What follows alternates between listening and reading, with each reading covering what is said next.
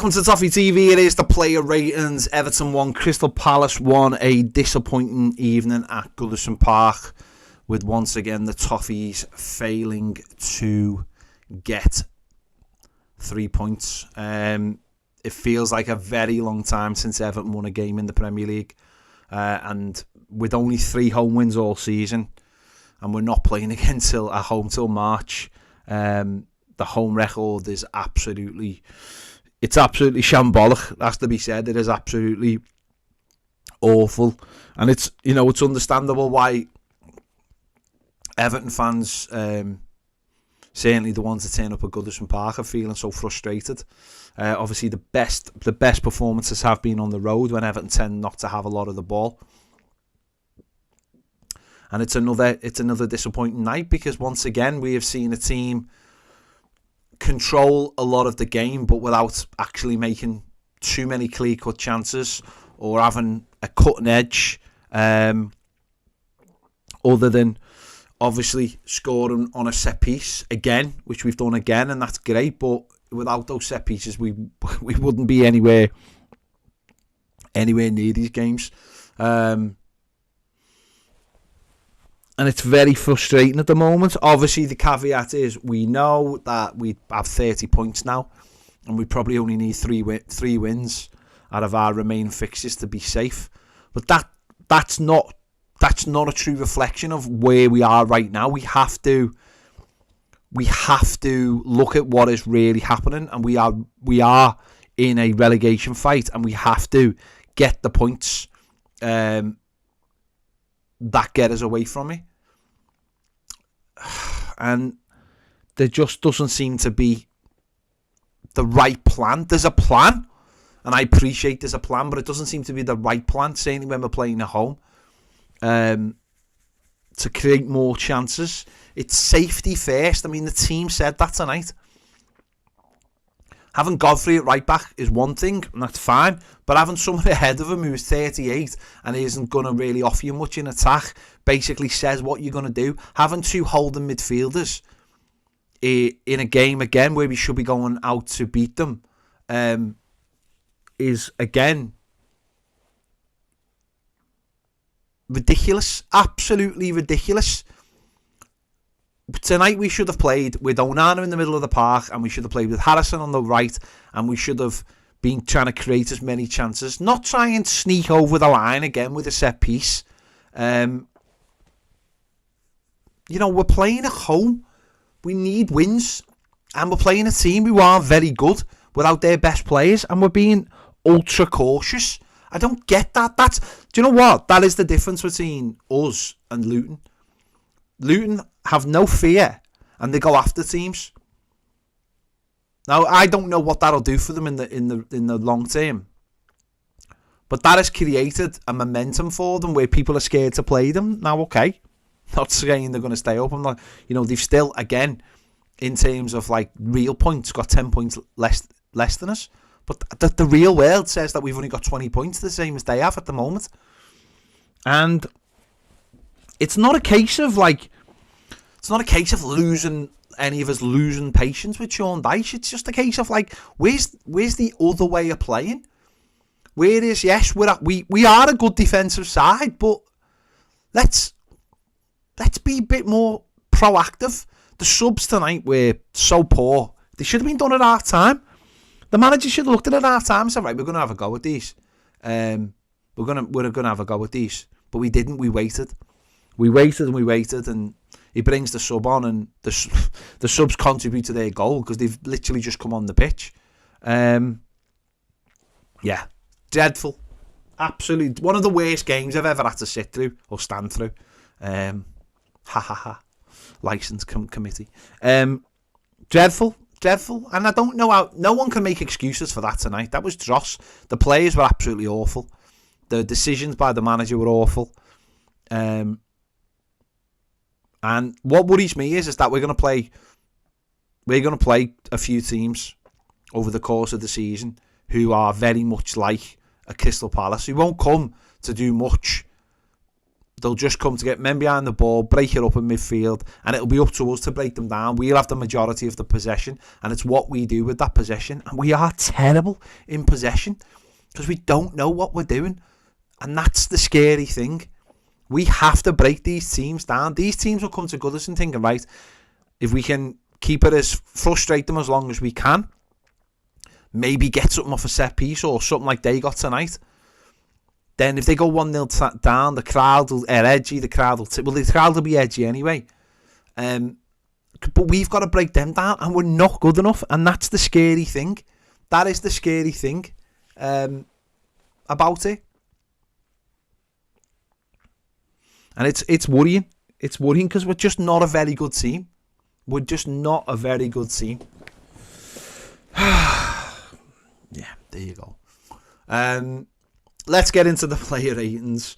Jordan Pickford, couple of saves tonight. Don't think he could have done anything with the goal. Made one really good save in the second half at 0-0. Come out and spread his body. And made a good save, and then chased after the ball, and then like took the ball and then put it on the pitch and just like, oh mate, calm down, will you please? He was probably our most creative player tonight, I'd say, Jordan Pickford. I mean, look at his heat map. Look at the red on that. That is ridiculous. That is ridiculous. 2 saves, 2 high claims. Both saves inside the box, obviously. Touches 52. Accurate passes 81%. Yeah, he was decent tonight, apart from his little weird sort of mad moment. But some of the passes, there was one in the first half to McNeil. It was a fantastic pass, absolutely fantastic ball. But McNeil's lack of pace meant that he didn't really go anywhere with it, to be honest. Wasn't the best. So Jordan Pickford, I would give a 7.7 for tonight's performance. Ben Godfrey, again, decent performance. Got up and down, made some good tackles, some good interceptions. 5 tackles, 1 interception. Won 5 of his 12 ground duels, as you can see. He's up and down that right hand side. He's done that a lot more than the other right backs who actually have played this season, because he's got the pace and he can run with the ball.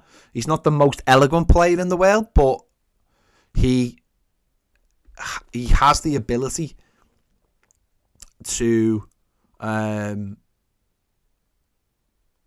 get up and down the pitch. So it's weird, because you might as well have that, because we don't really ask our right back to attack. We don't ask either full backs to attack. So he did all right. He did all right. He's made that position. He's made that position his own now. He won 4 out of 9 aerial duels as well. He's made that position his own in the last few weeks, just for the fact that he can run. And if to get in Sean Dyche's team, you don't really need much more than that. So Ben Godfrey, I would give a 7 for tonight. On the other side, Vitaly Mykolenko, again, decent heat map up and down the left hand side.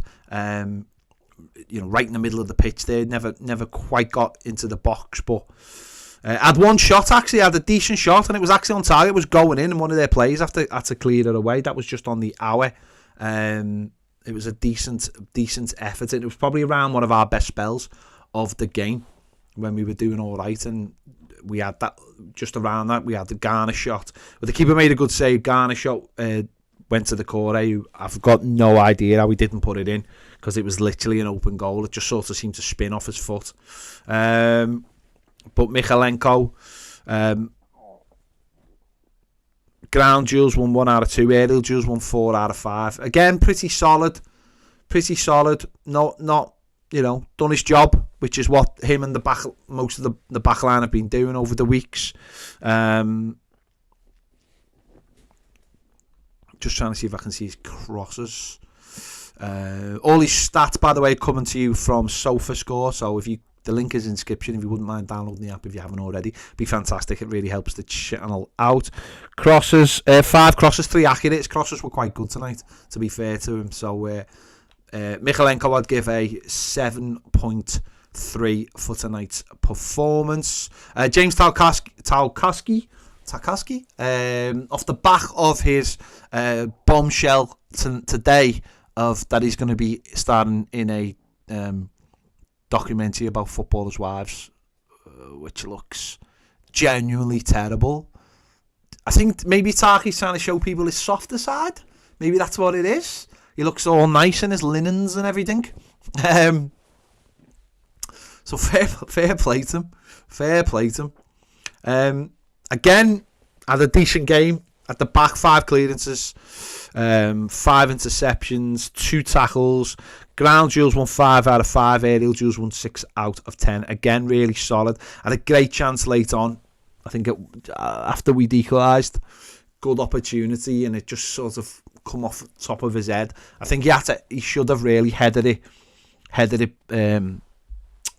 back towards goal.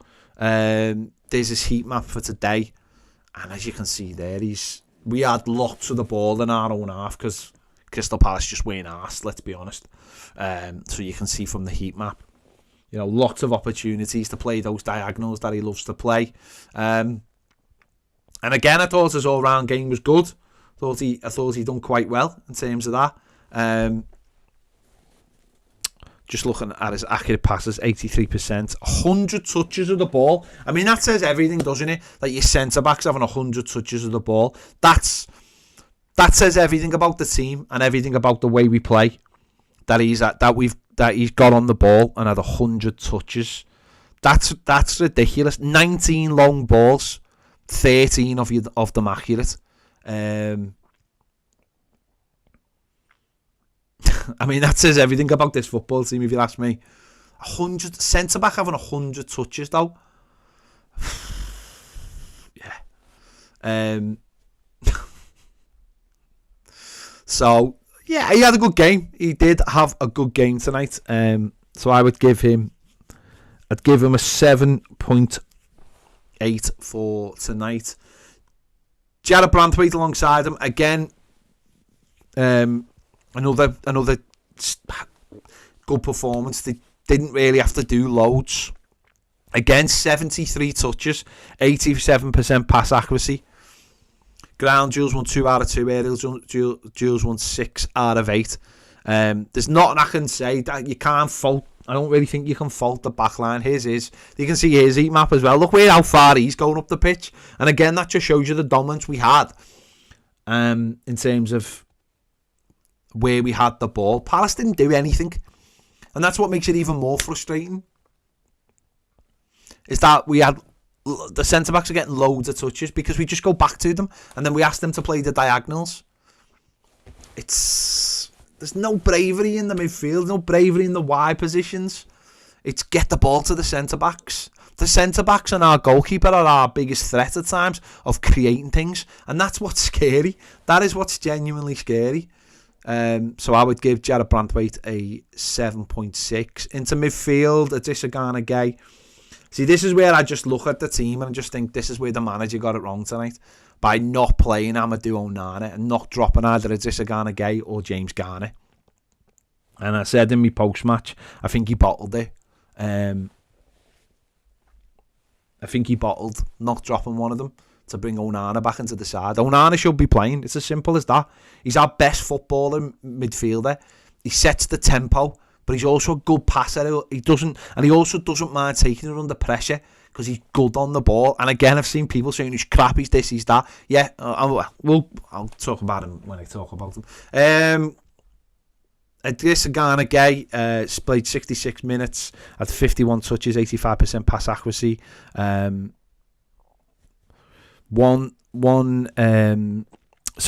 duels won 6 out of 8, aerial duels won 2 out of 3. So defensively, no issues at all with Adisa Garner, no issues whatsoever. But it's the fact that it's him and Garner playing the midfield and essentially just doing the same thing. Just essentially doing exactly the same thing. He did have the shot that Doucouré somehow missed. But I don't think Garner had a bad game. And there's his heat map there. You can see he's all over the pitch. I don't think he had a bad game. He just hasn't got the...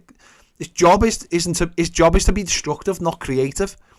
So in terms of being destructive, does he need to be on the pitch against Crystal Palace? Do both of them need to be on the pitch? They don't. They just don't. They don't need to be on the pitch, and they certainly didn't need. Both of them didn't need to be on the pitch in the first half. Fine, yeah, first half if you want to play them both. But at half time, you can see how the game is going. You can see we need something more creative, and you've decided to keep both of them on. I don't get that at all. I don't get that whatsoever. That's what the manager's there to do, is to make those decisions, to be brave. And I just don't think the manager was brave. I don't think he was brave in his team selection in the first place. And when he gets a chance to correct it at half time, and it's not about saying, oh, you're not playing well. It's looking at how the game's going, God, we could easily go up a level here if we can get someone to get the foot on the ball and slow it down and stop losing the ball and start being a bit more creative. And we didn't. And I that's on the manager. I think personally that's on the manager. To do that, and he didn't. So, as I said, I don't think Idrissa Gana had a particular bad game. I just don't think him and James Garner needed to be on the pitch at the same time. I really don't. So Idrissa Gana I would give a 7.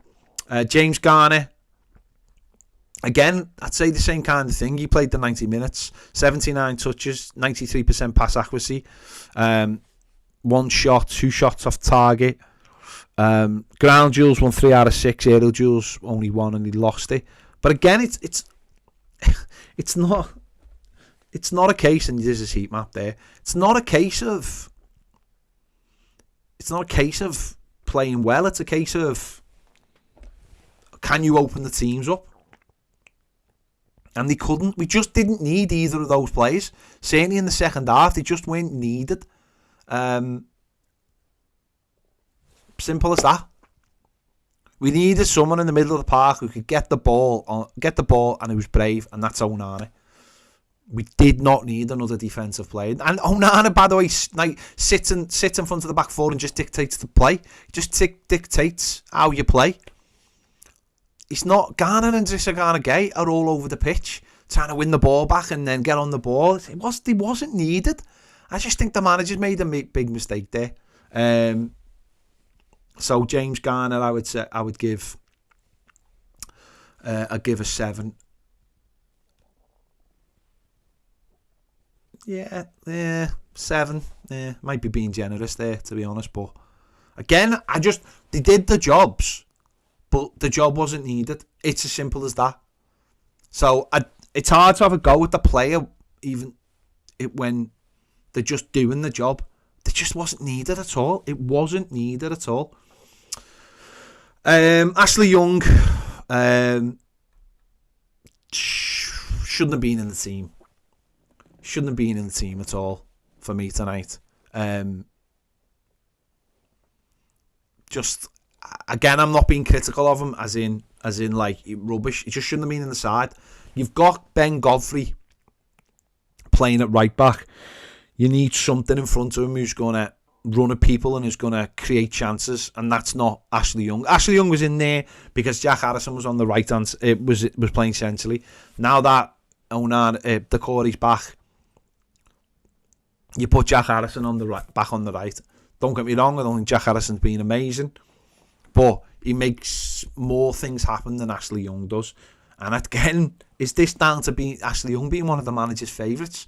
I just don't get it. I don't get it why you would go, I'm going to keep a 38-year-old in the side when you've got a player that you brought in on loan to play in there. I don't get it. It's weird. Personally, not having a go at Ashley Young, don't think he did anything wrong in the game. But you can look at his heat map there. It's just there's a little bit of red just inside there half. There's not, he hasn't done anything. And as I've said, I think Ashley Young is a decent player in terms of like a squad player. He can come in and fill a role, but when the player comes back, then he goes out the side. You've got to be, you've got to like look at the whole picture and go, he's a 38-year-old. Let's bringing back the player that should be playing there. It's like, I don't get that. I find that very, very strange. 34 touches, 75% pass accuracy. No shots, 1 shot off target. Ground duels won 4 out of 12. Aerial duels won 1 out of 1. But what's he there for? Like, I don't get it. I just don't get what he's offering to the team. Very, very strange. Dribble attempts, none. I'm just looking for his crosses. Crosses, 1 cross, 2 long balls. It's like, I just don't get why he's in the team. Because Harrison come on and straight away you could see that he had something to offer and something, he was starting to put crosses in. Don't get it. I just didn't get it. So Ashley Young, I would give a 6 for that performance. Dwight McNeil, 57 touches, 88% pass accuracy. Obviously got the assist. That's why he plays every week. That's why the manager doesn't drop him, because he gets the assists for the set pieces. That's why he's in the team. At times tonight, I thought he looked out on his feet, but then he put some decent crosses in as well. One that McNeil and Calvert-Lewin should have absolutely buried. Absolutely buried. Say it all the time, the lad doesn't hide. He works hard. He will run all day for this team, whether he can, whatever he's got in him, he will run for this team. 10 crosses, 5 accurate, so that's pretty decent. But at times tonight, I thought he was nowhere near the pace of the game. And you could see it when he's running with the ball or when he's running after the ball. He looked knackered. He looked leggy. But his crosses are good and his set pieces are good, and that's why he's in the team. And he's got an assist tonight.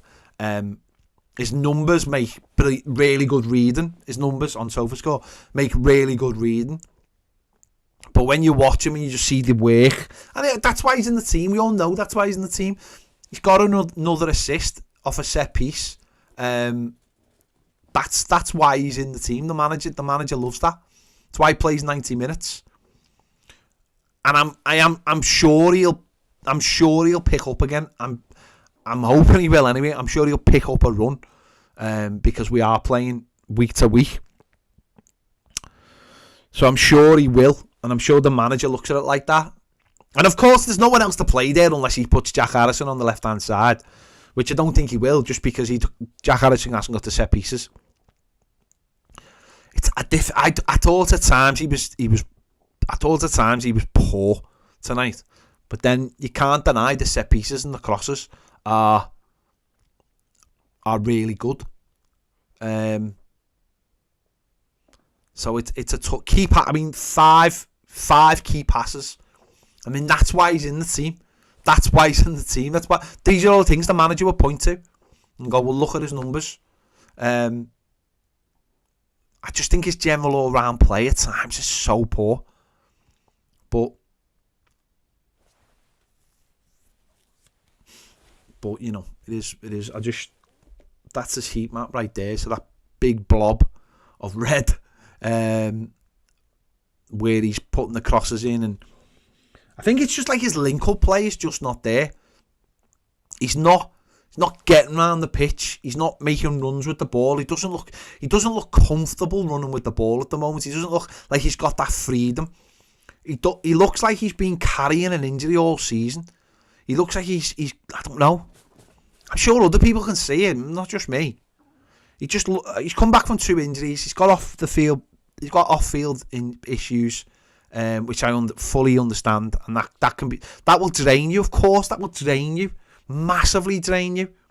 So I'm not having a go at the lad at all.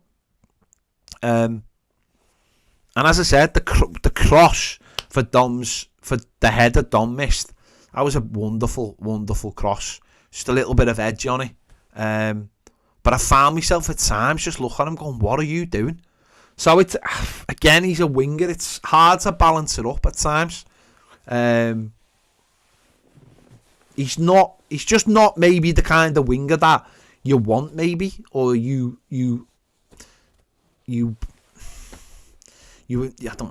don't know. It's a difficult one.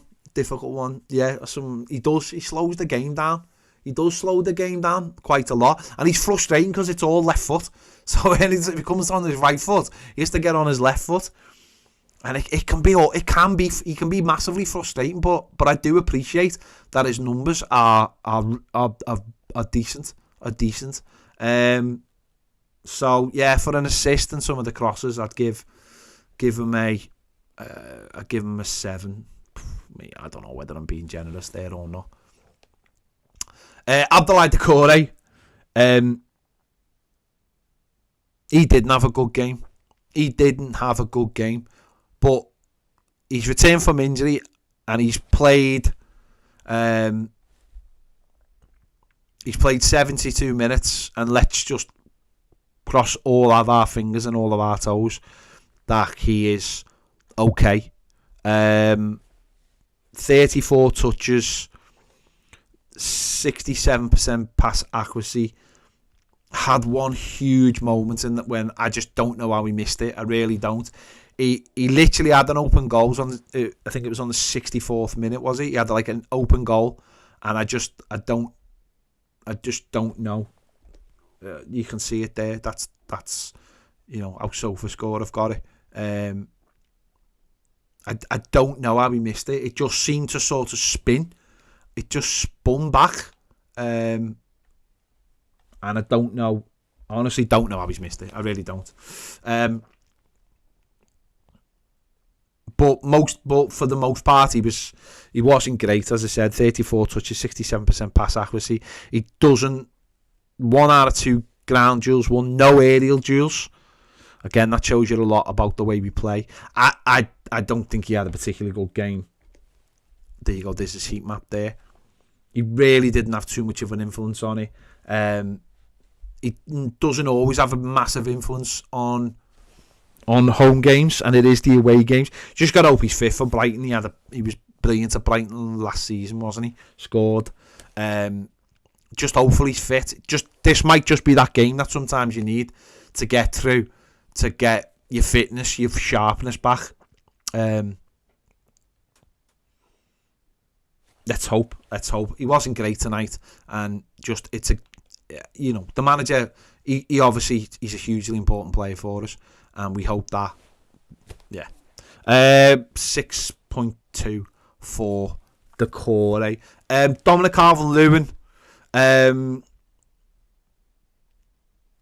Two absolute sitters.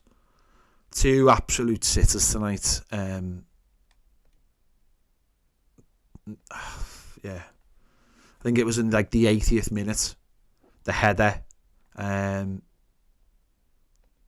think he had one. In the first half as well. Was about 23rd minute. He put wide, and then one in the 80th minute. It was a great ball by McNeil, and he should be scoring. And I can make all the excuses I want for him in the world, but he's got to be scoring those goals. I thought his general all-round play was okay, but he's not hitting the target. And if you're not hitting the target, what's the point? He had 3 off target tonight. You've got to get it on target. Their goalie was flappy as anything. We've seen that for the goal. There was times where, what I was glad was, there was times tonight where there was nothing going on, and we couldn't keep the ball. And he come back and won the ball back and got himself involved, and then went back up the pitch. He's won 5 of his 7 ground duels. He's won 17 of 20 aerial duels. But it's about putting that round thing in the net. And that's what it boils down to. And that's what everyone will point to. It's as simple as that. And that's all it comes down to. And I see it in the comments. I see it after the game in comments. I see it everywhere about Dominic Calvert-Lewin. I've said it a million times. I don't think Beto's anywhere near as good as Dominic Calvert-Lewin. I really don't. For the way we play. But can't. If he misses chances like that, well, I can't say nothing. I can't say anything. The problem with Beto is, and I've said this every week, we play a style of football where you need a fella up front winning headers. It's as simple as that. And unless you change the style of football, Beto ain't getting in this side, I don't think. Chimiti's probably got a better chance of getting in this side than Beto because of the way we play. They're just the facts. They're just the facts. That's not me trying to make excuses for them. I think both of those chances tonight were dreadful. And the one at the Gladys Street is... It should be bursting the net. Everyone literally is holding their breath. And thinks it's going to hit the back of the net, and it doesn't. It goes wide. And as I said, listen, I hate the way we play. I hate our style of football. I am in the camp of the football is woeful. I am in that camp. I will not argue with anyone about the style of play. But I don't pick the style of play. The manager picks it. And he wants to play long balls from the centre-backs and from the goalkeeper to our centre-forward with Doucouré running off him. I hate it. I think it's woeful. I'm with everybody else. And Dominic Calvert-Lewin, he sees as the best centre-forward for that. Regardless whether he scores or not. 17 headers he's won out of 20. I'll be honest, I think that's all the manager cares about. Beto comes in, and do you get that? You're gonna have to change the style of play. Is he gonna change the style of play for one player? I don't think he is. So that's why Dominic Calvert-Lewin plays. It's as simple as that. I hate it. I think it's garbage. I think it's garbage football. I think it's dinosaur football. But it might be the football that keeps us in the Premier League. Maybe not. Without a 10-point deduction, it certainly would keep us in the Premier League easily. Is it something to build on to go forward with? No. Why did he sign Beto? I don't know. I have no idea. I don't know the answers to that, do I? Beto, I imagine, was signed because there was no down payment for him. That's the top and bottom of it. The same way Chimiti was signed and Tom Cannon was sold. Decisions are made at Everton based on how much you have to pay up front for a player. Not whether they're good enough or not whether they fit the style of football. It comes solely down to how much you have to pay for them up front. And we did not pay a penny for Beto up front. We paid nothing for Chimiti up front. The only player we paid anything for in the summer was the loan fee for Dan Juma. And that's it. That is it. So I am not making excuses for Dominic Calvert-Lewin. I am just telling you the way it is. And that is the way it is. And the manager will look at how many headers he wins. That's it.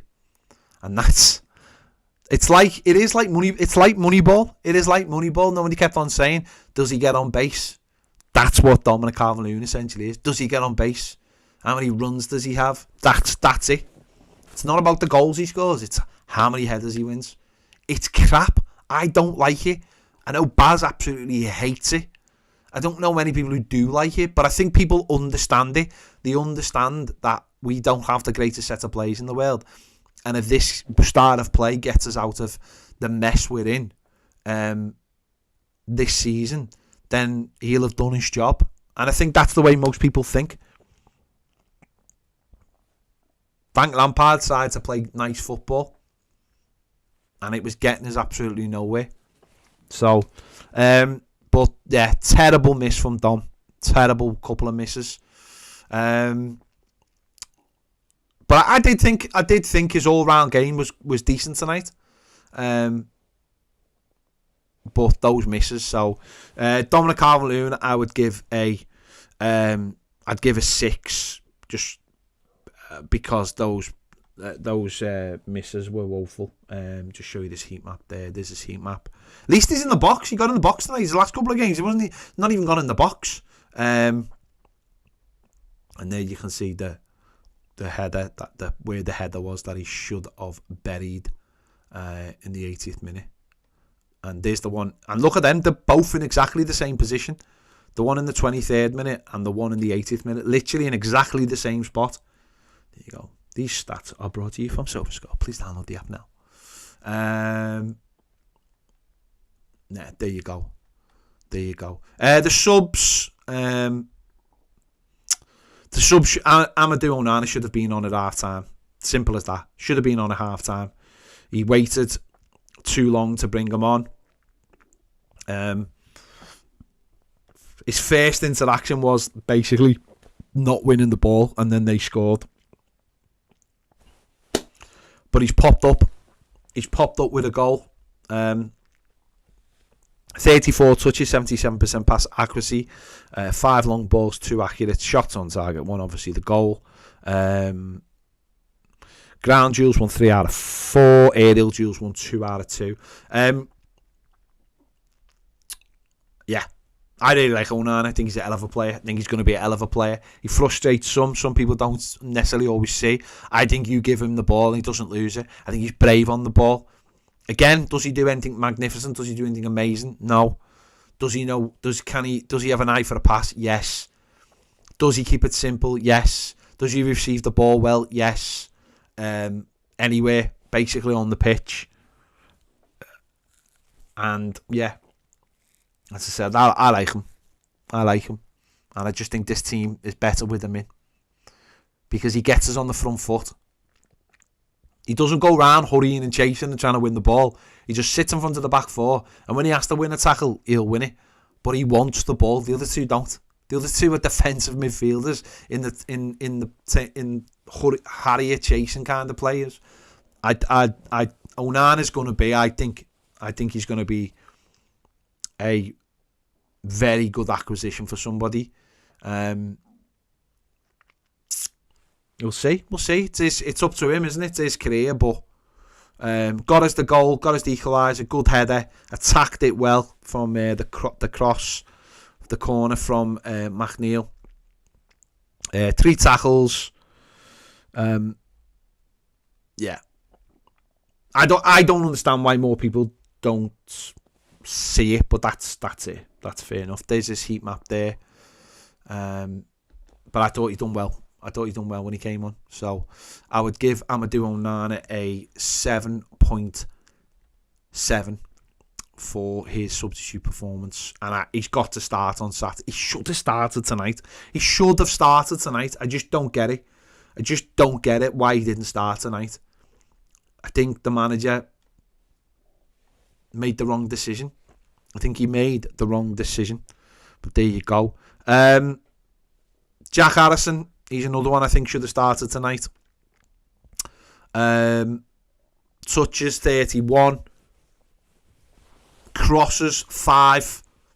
So straight away, he's had more crosses, I think, or around the same as what Ashley Young's had. More accurate. Won 3 out of 4 ground duels. Won none of his 2 headed. Again, when he came in, he started just slinging it in the box into some dangerous areas. Looked a lot more lively than Ashley Young did. He can be frustrating, Jack Harrison, but I think in the 24 minutes or so that he was on, or whatever it was, I thought he was a lot better than Ashley Young. I think he should have started the game. I think you can see his heat map. A lot more in our own half as well, which is mad. So there you go. Jack Harrison, I would give a 6.7 for tonight. Beto,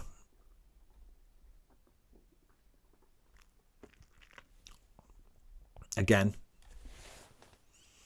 came on, what was he on? 20 minutes or so. Touches 6. Shots on target, non-shots off target, 1. It doesn't really work when he comes on and plays alongside Dom, really. Doesn't know really how to create the space. I mean, that's his heat map there. He's very, very raw, Beto, and he's gonna take time. He's a project. He's gonna take. Listen.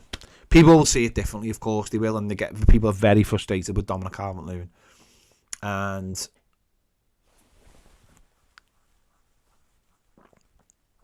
they want Beto to play ahead of him. I don't think it works. I think we've seen in games when the managers brought Schmidt on instead of Beto to play similar. Can they play together? I think if you put plenty of crosses in the box and play, and you change maybe one of their, maybe probably Beto rather than Dom, if you change his position slightly so he drops off a little bit, so he's not playing as high as Dominic Calvert-Lewin, and he's picking up the bits that Dominic Calvert-Lewin has with the headers, then maybe, but that's something they're going to have to work on. Can he play up front on his own? I'm not convinced at this stage. I'm not convinced at this stage that he can do that, personally. I think he's going to need a lot more coaching. I'm not saying he never will. I just think he needs a lot more coaching. I just don't think he gets himself into the game enough even when he comes off the bench. And that can be really difficult. It can be really difficult, but I think it's going to take time. It's going to take time for Beto, so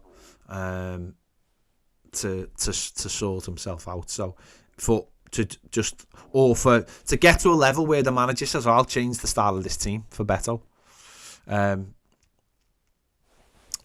So we'll see. I'll give him a 6 for the performance. Just show you the average positions of the players there. There you go. Dwight McNeil, our furthest forward player, on the left-hand side. I mean, look how close Ben Godfrey and Ashley Young are. And look how high Tarkowski and Branthwaite are as well. There's a lot of space between Dom and Doucouré and the goal. That's the other side of it, isn't it? We're condensed into the middle part of the pitch. There you go. That's what SofaScore's good for. That is what it's good for. To make sure you download the app now. There you go. Disappointing night. We are out of the bottom 3, but yeah, it's disappointing. It is. Maybe we'll get some points back this week. I don't know if we will or not, and suddenly it might look a little bit rosy. But Everton have got to start picking up home wins. They really do. Otherwise, it's going to be, again, a squeaky bum time. And again, my worry is the teams we've got to play are going to come and play like this. So let's see what happens. Anyway, go and check out Baz's videos. I'm sure he's put a video up or 2 by now. And we'll be live tomorrow on YouTube at 1. And then we'll be doing the final word over on Toffee TV Premier at around 3 o'clock. So if you want to join us there, the link is in the description. QR code coming on screen now. Thanks for watching. See you later.